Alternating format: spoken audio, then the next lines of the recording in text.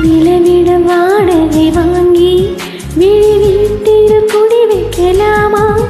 நான் வாழும் வீட்டுக்குள் யாரும் வந்தாலே தகுமா? தென்மலை தேக்க நீதான் உந்தன் தோள்களில் இடந்தரலாமா? நான் சாயும் தோல் மேல் யாரும் சாய்ந்தாலே தகுமா? நீரும் சிங்குல சேரும் கலந்தது போலே கலந்தவளா? முன்பேவா என் அன்பேவா ஊனேவா உயிரேவா?